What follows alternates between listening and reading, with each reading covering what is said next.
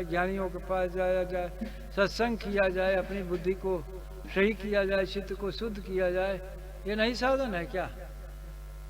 ये भी साधन है जैन जी, ये भी साधन है कि नहीं? तो फिर कितना पैसा लगाया सत्संग के लिए?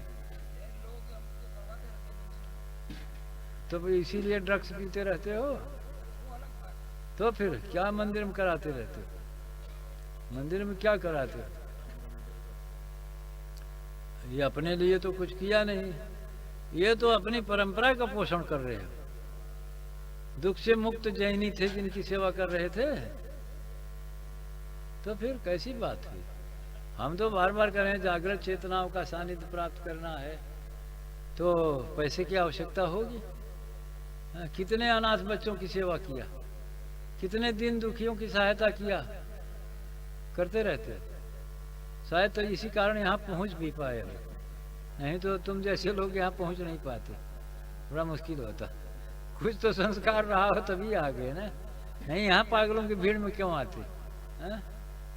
तो हो गया, कोई संस्कार रहा हो तो आ गए भाई, लेकिन वो है, लेकिन ज़्यादातर तो दुरुपयोग चल रहा है ना। ज़्यादातर लोग पैसे का दुरुपयोग करते हैं।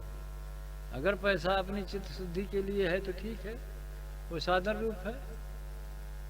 पैसा कर्तव्य कर्म की पूर्ति में लगेगा, ठीक से कमाई करके तो ठीक से बच्चों का परवरिश करना चाहिए, जिनसे जिन जीवों से संबंध है उनकी देख रेख करनी चाहिए। इस सब में पैसे की आवश्यकता है।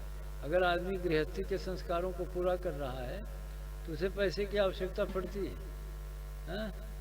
कोई महापुरुष आश्रम चला रहा है तो उसे भी तो पैसे की आवश्यकता पड़ेगी। तो पैसे की आवश्यकता पड़ती है, ऐसी बात नहीं, लेकिन वो पैसा भोग का साधन भी है, ये भूलना नहीं चाहिए। वो सुरा सुंदरी का भी साधन है, वो नरक में जाने का साधन भी है। अगर पैसे का गलत उपयोग किया गया, चोरी डकैती छिनैती और टैक्स चोरी से कमाया गया पैसा इस्तेमाल किया गया, तो वो पैसा आदमी का पतन ही करेगा, उसे कोई उसकी उन्नति होने वाली नहीं। तो पैसे का दुरुपयोग भी है, पैसे का सदुपयोग भी। अब अपने मनस के ऊपर है कि पैसे का उपयोग कैसे करते हैं। आगे क्या प्रश्न है बताओ? नहीं, समय भी हो गया।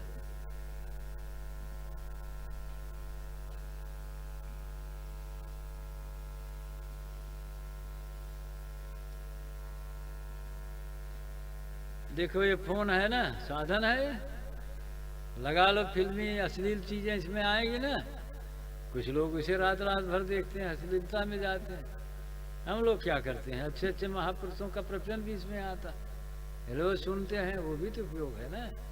तो हर वस्तु का उपयोग है, दुरुपयोग है। घर बैठे कितने महापुरुषों की बात इससे सुनने को मिल जाती, उपयोग नहीं है, दुरुपयोग भी है। घर बैठे दुनिया भर की अश्लीलता को देख सकते हैं आप।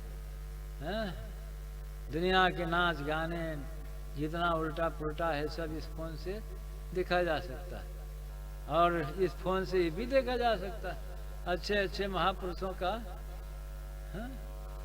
ज्ञान ध्यान प्रवचन सुना नहीं जा सकता। तो उपयोग तो है पैसे का, दोनों तरफ से उपयोग नहीं है क्या? क्या नाम है? सरस्वती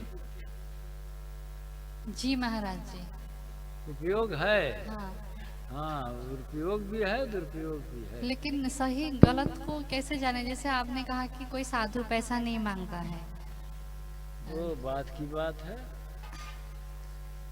तो अगर ऐसे फिर से कोई आए मांगने तो नहीं देना चाहिए मुझे? ये हम कह नहीं पाएंगे कि नहीं देना चाहिए। अगर साधु मांगे तो सर्वस्व दे देना चाहिए। अरे सर्वस्व अर्पित कर देना चाहिए। ऐसा सौभाग्य किन जीवों को मिलता है?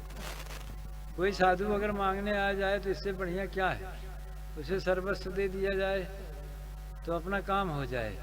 लेकिन साधु हो तब ना। तो वो तो साधु ही था ना महाराज जी। वो साधु भेष में था ना, हमें क्या पता। साधु तो भेष में था, तभी तो तुम जीवन से निराश हो ना। साधु को सब हृदय सौंपने के बाद परमानंद की लहर चलती, नहीं समझ रही?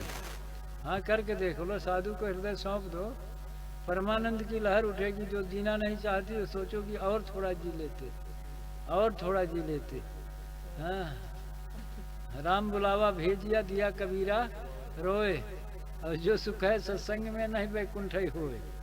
वैकुंठ में वो सुख कहाँ है जो सत्संग में है? हाँ? हृदय को सौंप को देखो क्या होता है। हाँ? परमानंद की लहर उठेगी। हाँ? उठे लहरिया नूर के, हाँ? दिल में सिखरिया तूर के।